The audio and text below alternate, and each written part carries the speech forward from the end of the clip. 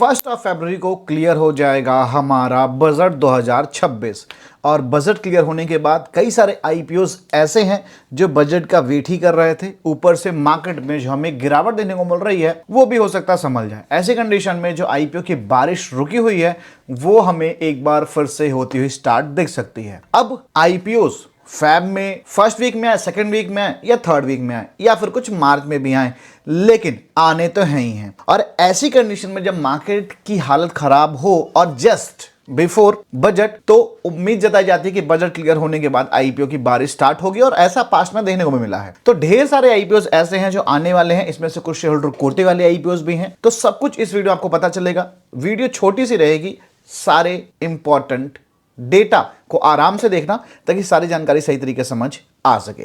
Details अपनी start करूं उसके पहले आप सभी को बता दूं कि गाइस हम एक सेबी रजिस्टर्ड एडवाइजर नहीं है जो भी डिटेल्स से साझा की जाएगी एजुकेशन इन्फॉर्मेशन पर्पस के लिए हुई। कोई भी डिसीजन लेने से पहले अपनी ओन रिसर्च कर लें, पॉसिबल हो तो फाइनेंशियल से सलाह लेके ही कोई भी प्लान करें। वापस आते हैं और अपनी अपकमिंग आईपीओस की जो लिस्ट है उस लिस्ट को स्टार्ट करते हैं। सबसे पहले आईपीओ क्लीनमैक्स एनवायरो एनर्जी से। इसका नाम आपने पहले भी सुना होगा। क्लीनमैक्स एनवायरो एनर्जी करीब 5200 करोड़ का आईपीओ लेके आ सकता है और हमारी लिस्ट में जो आज बता रहा है उसमें सबसे बड़ा आईपीओ है और ग्रीन एनर्जी सेक्टर का पहला आईपीओ है। तो क्लीनमैक्स एनवायरो एनर्जी इसमें आ सकता है क्योंकि फैब में अगर जो ग्रीन एनर्जी सेक्टर के लिए कुछ अच्छा अनाउंसमेंट होता है तो ऐसे में चेयर अप मिलेगा। ये ग्रीन एनर्जी का मतलब है सोलर वाले बिजनेस में है। इनको सेबी से अप्रूवल ऑलरेडी मिल चुका है, बस इनको आईपीओ लेके आना। उम्मीद जताई जा रही कि 5200 करोड़ का आईपीओ, थोड़ा बहुत साइज कम ज्यादा हो सकता है, फरवरी के मिड और लास्ट तक आ सकता है। ठीक है, आप देख सकते हो उसकी प्रॉफिटेबिलिटी कितनी शानदार है। 2023 से 2025 तक का पूरा डेटा है। 960 करोड़ से 1425 करोड़, फिर 1610। हालांकि ये इनकी इनकम है, लेकिन इनकम में शानदार जंप है तो प्रॉफिट भी अच्छा है ही है। बाकी जब इसका आईपीओ फाइनल हो जाएगा तो इसका डिटेल रिव्यू भी हम देख लेंगे। और जो 5200 करोड़ का साइज है इसमें 3700 करोड़ का ओएफएस हो सकता है और 1500 करोड़ का फ्रेश इशू भी होगा जो कंपनी के यूज में आएगा। तो अगर जो ग्रीन एनर्जी सेक्टर के लिए कुछ भी अनाउंस होता है तो भाई ऐसे आईपीओ की लाइन लग जाने वाली है। और इस वजह से जो हमारी लिस्ट में दूसरा आईपीओ है ना वो भी है इसी सेक्टर से, जूनिपर ग्रीन एनर्जी आईपीओ, जो कि करीब 3000 करोड़ का फ्रेश इशू ऑनली आईपीओ हो सकता है। सिर्फ फ्रेश इशू, ओएफएस होगा ही नहीं। और मजे की बात यह है कि कंपनी ने 2023 में लॉस बनाया था।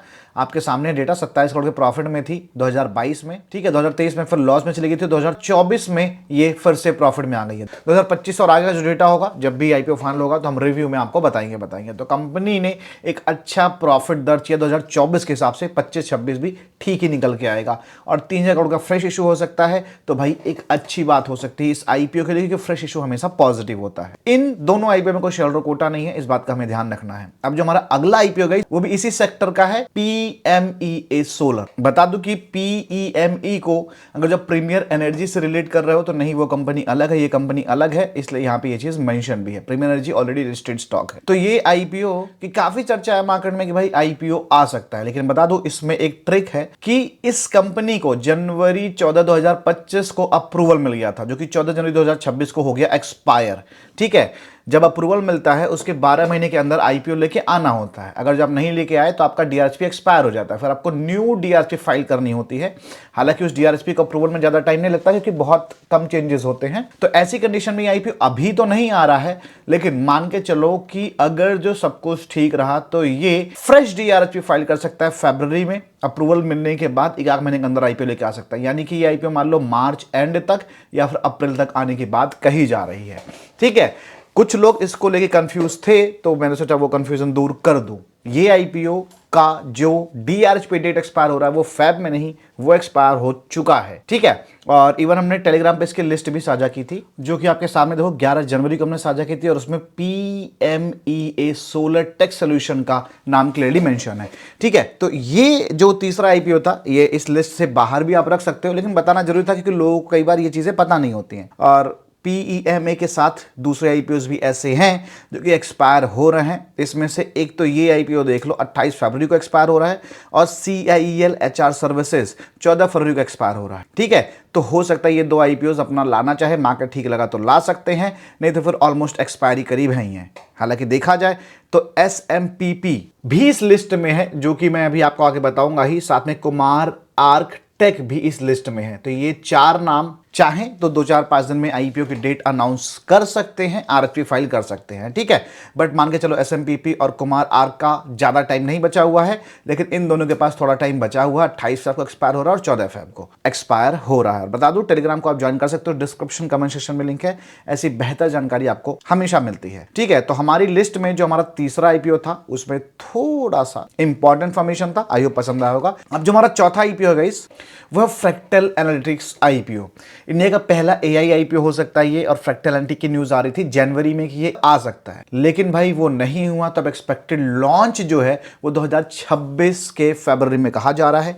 करीब 4900 करोड़ यानी 4900 करोड़ का आईपीओ का साइज इसका हो सकता है, ठीक है। और जब भी आएगा भाई बढ़िया करेगा, क्योंकि 2025 के नवंबर तक उन्होंने बहुत हैवी इन्वेस्टमेंट करी है अपने बिजनेस में कि भाई आईपीओ आना है, मामला ठीक कर लो। तो फैब में हो सकता है। एआई के लिए भी कुछ है, क्योंकि इंडिया भी अग्रेसिव है एआई के पीछे। तो ऐसी कंडीशन में आईपीओ भी हमें मार्च तक फाइनल होता हुआ देख सकता है, और हो सकता है फरवरी के मिड में आ जाए, ठीक है।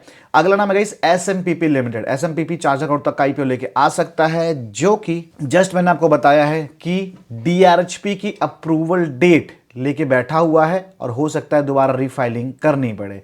और सेम ये चीज देख सकते हो यहाँ पे मेंशन 29 जनवरी 2025 को इनको अप्रूवल मिला था, 29 जनवरी 2026 को एक्सपायर हो जाएगा। उसके पहले डेट अनाउंस कर दे, आरपी फाइल कर दे तो आईपीओ रह जाएगा, नहीं तो फिर मुश्किल ही है। तो ऐसा कहा जा रहा है कि हो सकता है इनके पास डेट बची हुई है, आईपीओ लेके आ जाए। बट चांसेस 50-50 मैं इनके कहूंगा, लेकिन लिस्ट में शामिल कर लिया क्योंकि उम्मीद है। इसके बाद गाइस शेयर होल्डर कोटे वाला आईपीओ है हीरो फिनकॉर्प, जिससे क्वेश्चन अभी फ्रीक्वेंटली पूछे ही जा रहे हैं। अभी बीसीसीएल लिस्ट हुआ, उसके बाद से भाई कई सारे लोग इसमें इंटरेस्टेड बिल्कुल दिखे हैं। तो हीरो फिनकॉर्प आईपीओ को सेबी से अप्रूवल ऑलरेडी मिल चुका है। 3668 करोड़ तक का आईपीओ हो सकता है, मतलब 36 करोड़ रफली मान के चलो। और इसकी पेरेंट कंपनी हीरो मोटो का अगर जो हमारे पास एक शेयर होगा तो हमें इसका शेयर होल्डर कोटे का फायदा मिलेगा। बता दूं कि किसी भी कंपनी के शेयर होल्डर कोटे के लिए उसकी पेरेंट कंपनी का एक स्टॉक या स्टॉक से ज्यादा रिकॉर्ड डेट के पहले लेना होता है। रिकॉर्ड डेट मतलब आरएचपी डेट होता है, और आरएचपी कब कंपनी फाइल करती है ये कंपनी और बैंकर को पता होता है। तो अभी नहीं कह सकते कब फाइल करेंगे।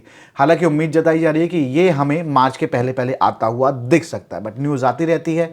कई बार ऐसा होता है कि हो जाती वो न्यूज फाइनल, बट कई बार नहीं होता है। फिलहाल मार्केट सेंटीमेंट देखते हुए हो सकता है कि आईपीओ आए फरवरी के मिड तक या मार्च, ठीक है। और बता दूं कि शेयर होल्डर कोटे की रिगार्डिंग हमने एक अलग से सेपरेट वीडियो भी किया हुआ है। इसमें तो मैं आपको 4 आईपीओ बताऊंगा, इसके अलावा 3 आईपीओ और आगे बताऊंगा। लेकिन उसमें करीब 19 आईपीओ बता रखा है, जिसमें से एक फाइनल हुआ है। भी 18 ऐसे आईपीओ हैं जो आने वाले हैं। डिस्क्रिप्शन में लिंक मिल जाएगा, आप देख सकते हो। कोशिश करूंगा यहाँ पे थंबनेल भी लगा दूं, ठीक है। अब जो हमारा अगला नाम है गाइस, वो है हॉस्पिटैलिटी सेक्टर से, लेकिन आपको मैं टेलीग्राम पे दिखा रहा हूं, क्योंकि अगर जो सबकी एनालिसिस करेंगे, सबकी डिटेल्स ज्यादा ढंग से बताएंगे तो काफी ज्यादा लंबी वीडियो हो जाएगी। तो आपको मैंने ग्रीन एनर्जी सेक्टर और सोलर सेक्टर के आईपीओस के बारे में बता दिया था। ये पूरी लिस्ट देख लो, टेलीग्राम पे हमने साझा कर रखी है। आप चाहो तो टेलीग्राम पे जाके चेकआउट कर सकते हो, जिसमें क्लीनमैक्स एनवायरो, जूनिपर ग्रीन, पीईएमई सोलर के बारे में बता दिया था, फ्रैक्टल और एसएमपीपी के बारे में बता दिया था। साथ में आपको एनबीएफसी कंज्यूमर फाइनेंस का भी बता दिया। हॉस्पिटैलिटी में प्रेस्टीज हॉस्पिटैलिटी है, जो कि 2700 करोड़ तक का आईपीओ लेके आ सकता है। शेयर होल्डर कोटा इसमें भी हो सकता है, जो कि आरएसपी फाइल करेंगे तो क्लियर हो जाएगा। और इसके लिए हमारे पास प्रेस्टीज स्टेट प्रोजेक्ट लिमिटेड का एक शेयर एटलीस्ट होना चाहिए। जो अगला नाम है गाइस हमारे लिस्ट में, वो है लॉजिस्टिक्स से, और लॉजिस्टिक और टेक दोनों ही कह सकते हो, क्योंकि शिप रॉकेट आईपीओ का नाम है। तो ये 2300 करोड़ तक का आईपीओ लेके आ सकता है। और अभी इसने अपडेटेड डीआरएचपी भी दिसंबर के महीने फाइल की है, तो उम्मीद जताई जा रही है कि जल्दी ही आ जाएगा। आप कंज्यूमर एंड टेक आईपीओ की बात करें तो उसमें मिल्की मिस्ट काफी टाइम से इसका वेट चल रहा है। 1500 करोड़ तक का आईपीओ हो सकता है, और उम्मीद जताई जा रही है कि फेब नहीं तो मार्च तक ये क्लियर हो जाएगा। इनोवेटिव व्यू 1500 करोड़ तक का आईपीओ ये भी हो सकता है, काफी शानदार बिजनेस है, और उम्मीद जताई जा रही है कि फेब के एंड में या मार्च तक आ सकता है। और जरूरी नहीं कि इनमें से सारे आईपीओ इस बीच में आए, हो सकता है कुछ आगे भी टल जाए, अप्रैल में जून में भी आए, क्योंकि भाई कंपनी को पता होता है, बैंकर को पता होता है, मार्केट की सिचुएशन देख के आईपीओ आता है। उसके बाद मणिपाल पेमेंट 1200 करोड़ का आईपीओ लेके आ सकता है। कनोडिया सीमेंट 1200 करोड़ का आईपीओ लेके आ सकता है। टूरिस्ट सेक्टर में कॉर्डिया क्रूज, पीछे काफी न्यूज थी कि भाई आ ही जाएगा, लेकिन पेंडिंग में चला गया, और 730 करोड़ का आईपीओ लेके आ सकता है। हेल्थ फार्मा एंड स्पेशलिटी में देखें तो वेदा क्लिनिकल 800 करोड़ का आईपीओ लेके आ सकता है। ओरिएंट केबल 700 करोड़ का आईपीओ लेके आ सकता है। आपको पिछली वीडियो मैंने बताया था कि ओरिएंट केबल्स अलग बिजनेस है। जो ओरिएंट फैन आप देखते हो अभी मार्केट में ना, ओरिएंट फैन वो बड़ी कंपनी है, तो अलग बिजनेस है, उसकी भी कंपनी नहीं है। तो इसमें कोई शेयर होल्डर कोटा भी नहीं है, और जो कंपनी ऑलरेडी लिस्टेड है मार्केट में वो अलग है, ये अलग। एलसीसी प्रोजेक्ट 700 करोड़ का आईपीओ लेके आ सकता है। स्काईवेज एयर सर्विसेज सर्विसेज भी 600 करोड़ का आईपीओ लेके आ सकता है, और आरडी इंजीनियरिंग 500 करोड़ का आईपीओ लेके आ सकता है। एसआईएस प्रोसेसर 500 करोड़ का आईपीओ लेके आ सकता है। इसमें शेयर होल्डर कोटा होगा, और इसके लिए सेस लिमिटेड का हमारे पास एक स्टॉक होना चाहिए, जो कि सामने है, स्क्रीन पे देख सकते हो। 3.47% गिरा भी है लास्ट मार्केट के प्रेशर में। तो भाई फ्लक्चुएशन देखो रहती है। अब शेयर होल्डर कोटे के लिए लेना नहीं लेना है वो आपको देखना पड़ेगा। और 500 करोड़ तक का आईपीओ होगा, बढ़िया आईपीओ होने की उम्मीद जताई जा रही है। जो वैल्यूएशन ठीक रखा गया तो इसमें फायदा भी मिलने वाला है। अच्छा, पीएनजीएस रीवा डायमंड की बात कही जा रही आएगा, क्योंकि भाई गोल्ड में आप देख ही रहे हो मामला क्या है, और इसकी जो पेरेंट कंपनी है वो गोल्ड एंड का बिजनेस में, और जो रीवा डायमंड है वो भी ज्वेलरी के बिजनेस में एग्जैक्टली कह सकते हो। पीएनजी गाडगिल ज्वेलर्स इसकी पेरेंट कंपनी है, तो इस का एक शेयर हमारे पास होगा तो शेयर होल्डर कोटा मिल सकता है। बट अब ये होगा या नहीं होगा पीएनजी रीवा डायमंड में, ये हमें इसकी आरएसपी की फाइलिंग तक क्लियर हो जाएगा।